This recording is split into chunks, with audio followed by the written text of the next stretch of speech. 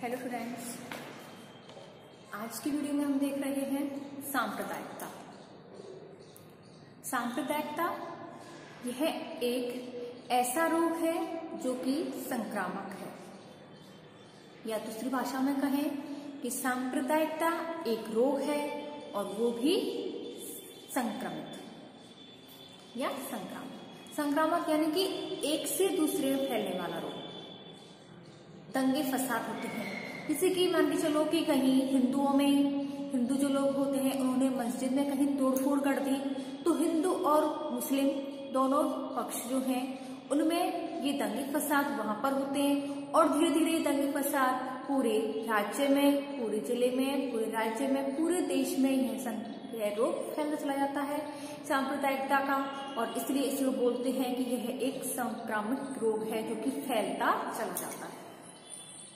तो सांप्रदायिकता को पढ़ने के लिए हम सबसे पहले देखते हैं कि सांप्रदायिकता कहते किसे हैं, इसका अर्थ क्या है। सांप्रदायिकता का अर्थ है, इसमें रैंडम हाउस डिक्शनरी ने बताया है कि सांप्रदायिकता अपने ही जातीय समूह के प्रति, न कि समग्र समाज के प्रति तीव्र निष्ठा की भावना है। यानी कि जो सांप्रदायिकता होती है यह अपनी ही जाति के प्रति निष्ठा की भावना रखती है, न कि संपूर्ण समाज के प्रति निष्ठा की भावना रखती। केवल अपनी ही जाति के प्रति इसमें निष्ठा होती है, इसके प्रति हम की भावना होती है और इसके प्रति हम अपने लगाव होता है, और ये अपनी ही जाति के लिए हम की भावना का लगाव रखती है, ना कि संपूर्ण जाति के लिए, संपूर्ण समाज के प्रति इसमें निष्ठा का भाव नहीं होता है। तो सांप्रदायिकता से आपने जाना है कि सांप्रदायिकता क्या है। सांप्रदायिकता जो कि राष्ट्र में जो एकीकरण का मार्ग जो होता है, इसमें हिंदू और मुस्लिम इन दोनों के बीच सामंजस्य की जो समस्या आती है वो सांप्रदायिकता को जन्म देती है। हिंदू और मुस्लिम के बीच में आए दिन लड़ाई झगड़े होते हैं, इनमें आपस में सामंजस्य नहीं बैठ पाता है, और जब ये जब ऐसी स्थिति आती है तो सांप्रदायिकता की भावना क्या होती है, जन्म लेती है। क्योंकि हिंदू और मुस्लिम में आपने देखा होगा कि अपने अपने धर्म के लिए आए दिन लड़ाई झगड़े होते रहते हैं। इसके लिए दूसरी परिभाषा दी है कि सांप्रदायिकता वह संकीर्ण मनोवृत्ति है जो एक वर्ग अथवा संप्रदाय के लोगों में अपने आर्थिक एवं राजनीतिक स्वार्थों की पूर्ति के लिए पाई जाती है। यानी कि सांप्रदायिकता होती है वो एक संकीर्ण मनोवृत्ति होती है जो कि एक वर्ग अथवा संप्रदाय के लोगों में अपने आर्थिक राजनीतिक स्वार्थों की पूर्ति के लिए पाई जाती है, और इसके परिणाम स्वरूप विभिन्न धार्मिक समूहों में तनाव और संघर्ष पैदा होते हैं। जब सांप्रदायिकता की स्थिति आएगी तब लोगों में संघर्ष होगा और तनाव की स्थिति पैदा हो जाती है।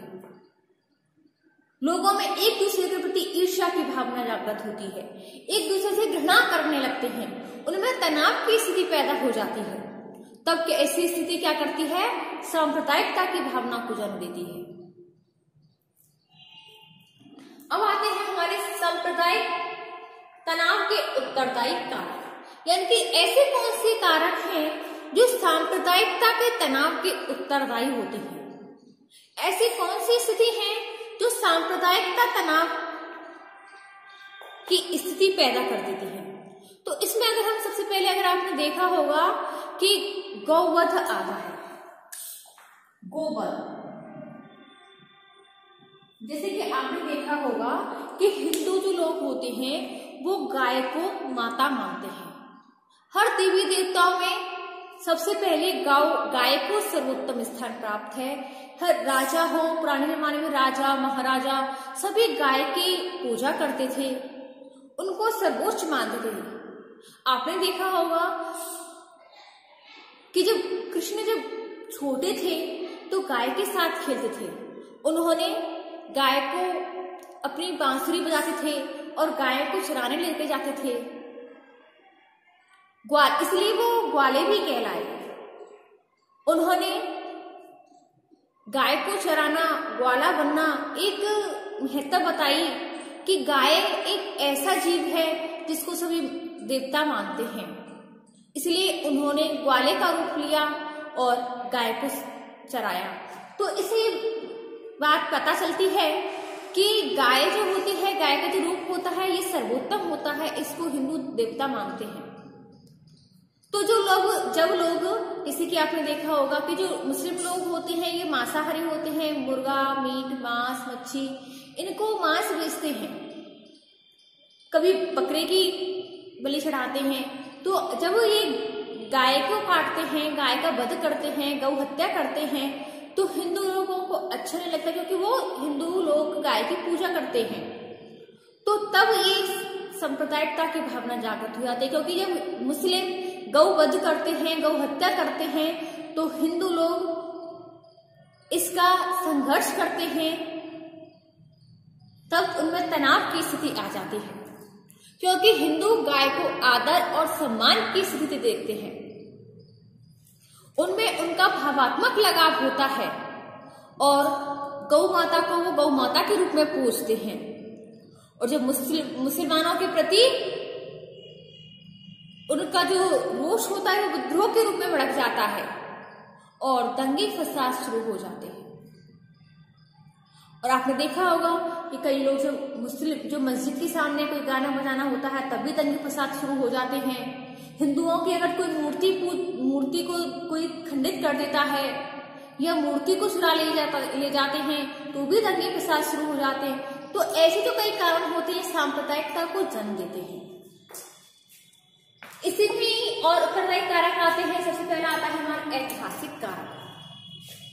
ऐतिहासिक कारक में अगर आपने देखा होगा कि जो हमारे भारत देश में मुस्लिम लोग जब बाहर से आए तो उन्होंने भारत में अपने धर्म का प्रचार प्रसार शुरू कर दिया। लोग तलवारों से जोर जबरदस्ती से अपने धर्म को अपनाने के लिए मजबूर करने लगे, धर्म परिवर्तन करने लगे। इसके कारण से हिंदुओं के मन में एक डर सा बैठ गया और मुस्लिमों के प्रति घृणा की भी भावना जागृत हो गई, जिससे कि हिंदू और मुस्लिम दोनों में शुरू से ही संघर्ष, दंगे फसाद होते रहे हैं और उनमें सांप्रदायिकता की भावना ये जागृत हमेशा से ही होती रही है। अगला है मनोवैज्ञानिक कारक। मनोवैज्ञानिक कारक यानी कि हिंदू और मुस्लिम दोनों एक दूसरे से घृणा करते हैं, द्वेष करते हैं, विरोध की ईर्ष्या रहती है, आपस में पृथक्करण के मनोभाव पाए जाते हैं। इनकी मनोवृत्ति जो है वो बहुत पुराने समय से चली आ रही है। इनमें भ्रांतियां होती हैं, कुछ गलतफहमियां जो होती हैं वो बहुत पुराने समय से चली आ रही हैं और इसी कारण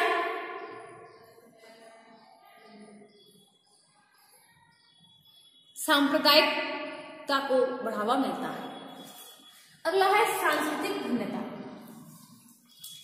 सांप्रदायिकता को जन्म देने के लिए महत्वपूर्ण कारक हिंदू और मुस्लिम सांस्कृतिक भिन्नता है, यानी कि इन दोनों में सांस्कृतिक भिन्नता जो है वो सांप्रदायिकता को जन्म देती है। दोनों की अगर आपने देखा होगा कि दोनों का रहन सहन, खान पान, वेशभूषा, दोनों का रीति रिवाज, पहनावा, विचारधारा, इन सब में बहुत अंतर पाया जाता है। मुसलमान मूर्ति पूजक नहीं होते, हिंदू एक विवाही होते हैं, मुस्लिम बहुविवाही होते हैं।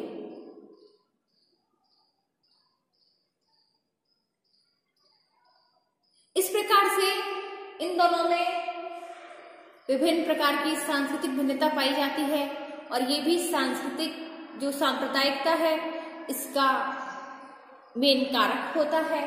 अगला है भौगोलिक कारक। भौगोलिक जो कारक है ये भी सांप्रदायिकता को बढ़ावा देता है, जिसमें एक ही जाति के लोग, एक ही धर्म के लोग, एक ही भौगोलिक क्षेत्र में निवास करते हैं।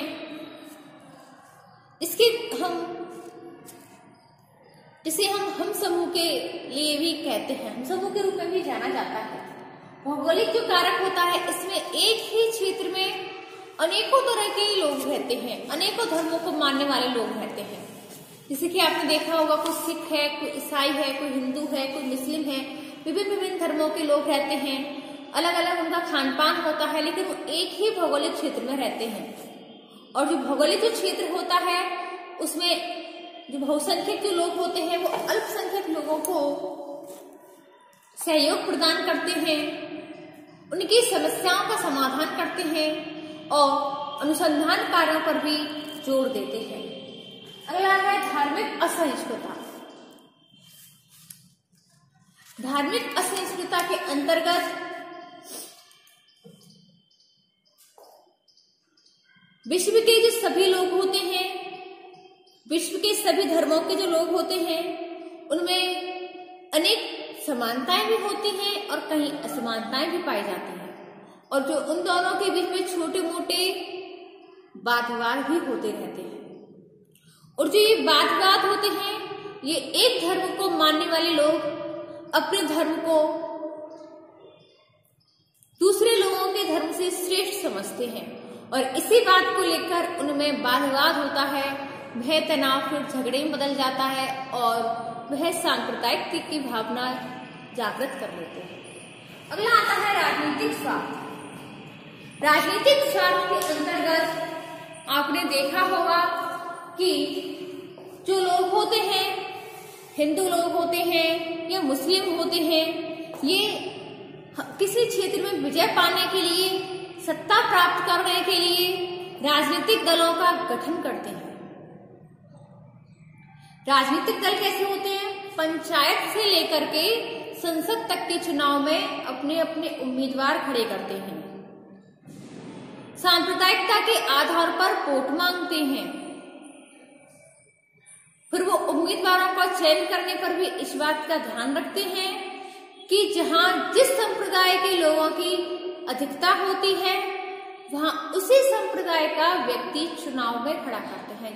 जैसे कि जहां मुस्लिमों की संख्या अधिक होती है, वहां मुस्लिमों को खड़ा किया, जहां हिंदुओं की अधिकता होती है, वहां हिंदुओं को खड़ा किया।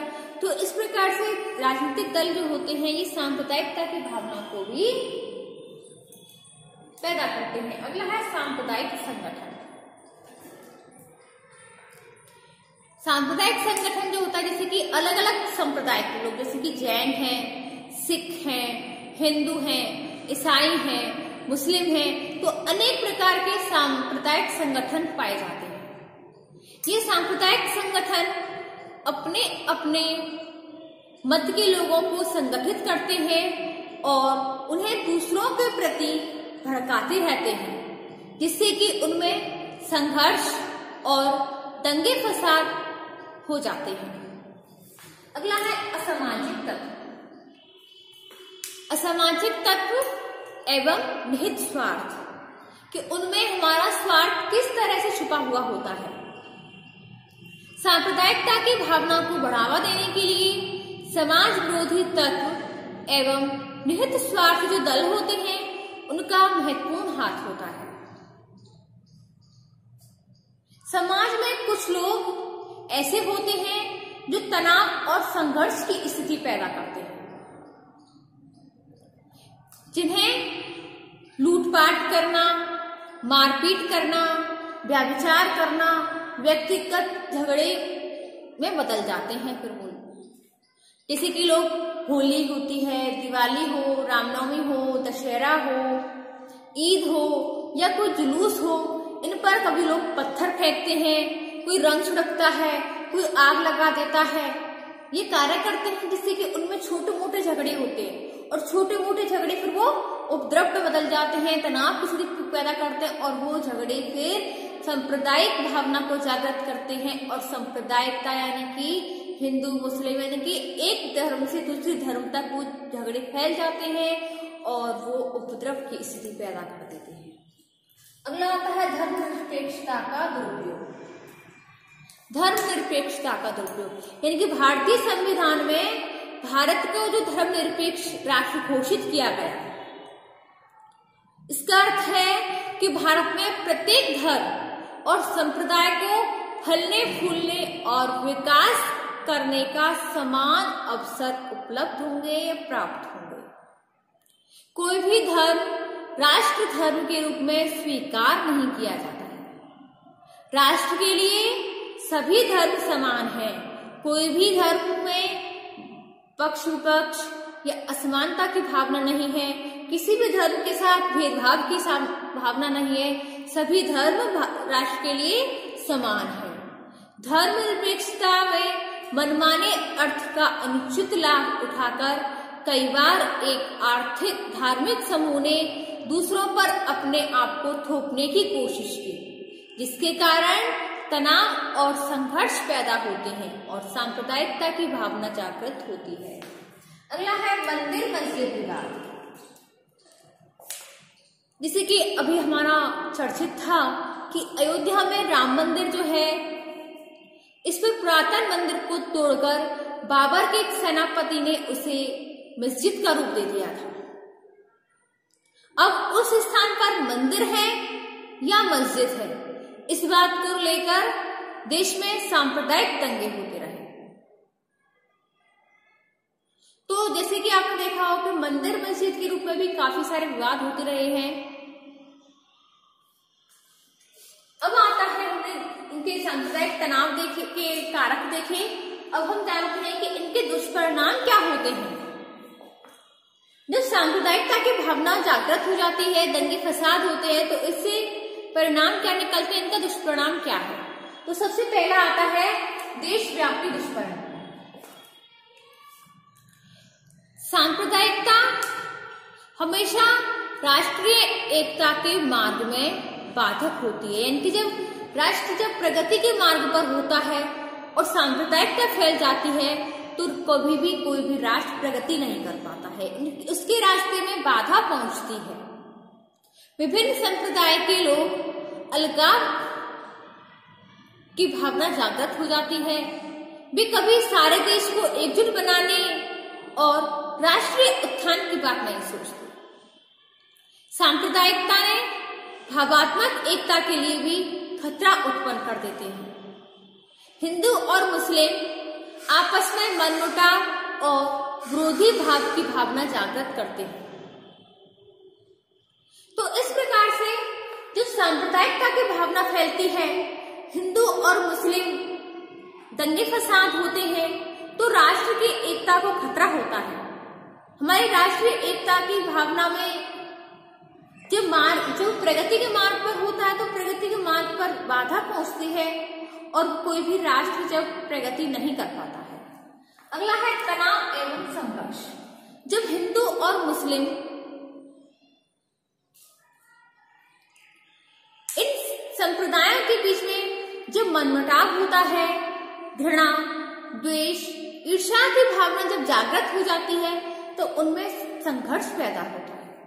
जो उनमें संघर्ष और तनाव की स्थिति पैदा हो जाएगी, तो हमारे देश की जो आंतरिक जो कलह होते हैं, उत्तेजना होती है, जो लोगों के अंदर की जो भावना होती है, वो भड़क उठती है।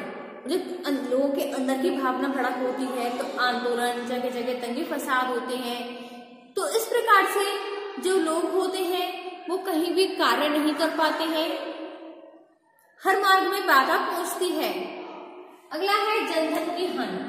जो दंगे फसाद होते हैं, आगजनी हो, कहीं लूटपाट हो, कहीं आंदोलन हो, कहीं दंगे फसाद हो, तब ऐसी स्थिति में जनधन की भी हानि होती है। जैसे कि आपने देखा होगा कि गुर्जर आंदोलन होते हैं, तो उस समय पर रेलवे ट्रैक को जाम कर दिया जाता है, बस स्टैंड, बस को जो हाईवे होती हैं उनको जाम कर दिया जाता है। तो ऐसी स्थिति में लोगों को आना जाने में भी दिक्कतें होती है।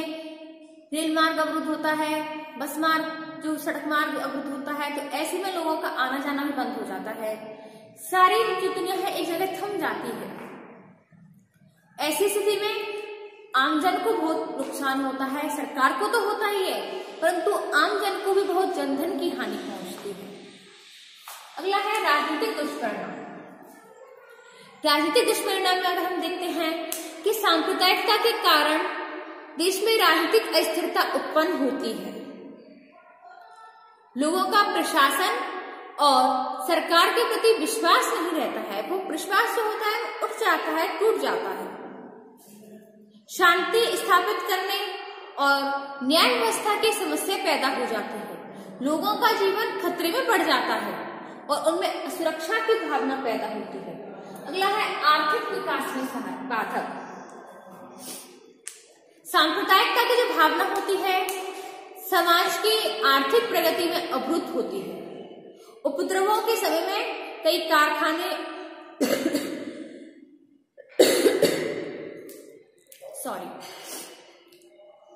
उद्योग एवं कारखानों में तोड़फोड़ होती है, आगजनी होती है। इससे कई जो कंपनी होती है, उद्योग होते हैं, कारखाने होते हैं, उनमें कई लाखों का नुकसान हो जाता है, जिससे कि उनमें आर्थिक विकास में बाधा पहुंचती है। अगला है असामाजिक तत्व। असामाजिक तत्व सामाजिक संघर्ष एवं उपद्रवों के समय में जो असामाजिक तत्व होते हैं वो प्रशासन की ढिलाई का भी पूरा लाभ उठाते हैं और वे इस मौके का फायदा उठाते हैं, इस अवसर की ताक में रहते हैं कि सांप्रदायिकता की जब आग भड़के तो वो लूटपाट कर सकें, पैसा एकत्रित कर सकें, जिससे लोगों की जो व्यक्तिगत दुश्मनी होती है उन दुश्मनी को उस सांप्रदायिकता के आड़ में वो निकालते हैं। अगला है सामाजिक सांस्कृतिक विघटन।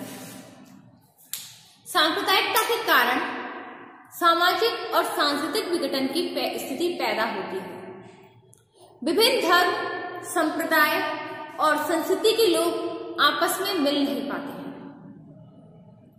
एकीकरण की प्रक्रिया अवरुद्ध हो जाती है और उनमें अविश्वास, शंका, भय, घृणा की स्थिति पैदा हो जाती है।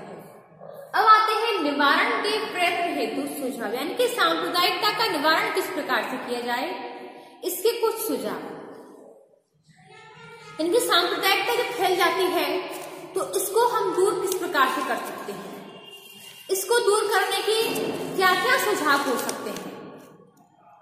हम सांप्रदायिकता की भावना को किस प्रकार से दूर कर सकते हैं, तो जैसे कि सबसे पहले हमारा आता है कि प्रत्येक व्यक्ति को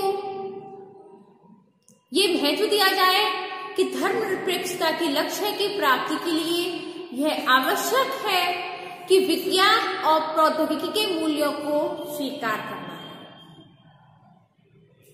सांप्रदायिक सहिष्णुता का प्रचार किया जाए। विभिन्न संप्रदाय के जो लोग होते हैं त्योहारों, उत्सवों को सामूहिक रूप से राष्ट्रीय स्तर पर मनाएं, जैसे कि 26 जनवरी है, 15 अगस्त है, इसको हम संपूर्ण राष्ट्र के हिसाब से मनाते हैं और सबके संपर्क में आने का अधिक से अधिक प्रयास करें, जिससे कि लोग जितना हम एक दूसरे के संपर्क में आएंगे, लोग एक दूसरे के निकट आएंगे, एक दूसरे का मनमुटाव दूर होगा। एक दूसरे से मनमुटाव दूर करेंगे, उनमें सद्भाव की स्थिति पैदा होगी, शांति होगी। सांप्रदायिक सद्भाव पैदा करने के लिए स्त्रियों के द्वारा विशेष योगदान दिया जाना चाहिए और उनको शिक्षित करके राष्ट्रीय हितों के बारे में, सामाजिक सुधारों के प्रति उनको जागरूक करना चाहिए। सामाजिक तत्वों, राजनीतिक स्वार्थों को सख्ती के साथ निपटाना चाहिए। लोगों को नैतिक शिक्षा प्रदान करनी चाहिए। सांप्रदायिकता के आधार पर चुनावों को अवैध घोषित किया जाना चाहिए, यानी कि जब जब सांप्रदायिकता का सहारा लिया जाए तो तब उन चुनावों को अवैध घोषित किया जाए। तो इस प्रकार से हम सांप्रदायिकता की भावना से छुटकारा पा सकते हैं। तो इस प्रकार आज की वीडियो में हमने देखा कि सांप्रदायिकता क्या है, इसके उत्तरदायी कारक क्या है, इसके दुष्परिणाम क्या हो सकते हैं और इस स्थिति से हम किस प्रकार से निपट सकते हैं। तो स्टूडेंट्स आज की वीडियो में हम बस इतना ही देखेंगे। इससे आगे हम देखेंगे अपनी नेक्स्ट वीडियो में। धन्यवाद।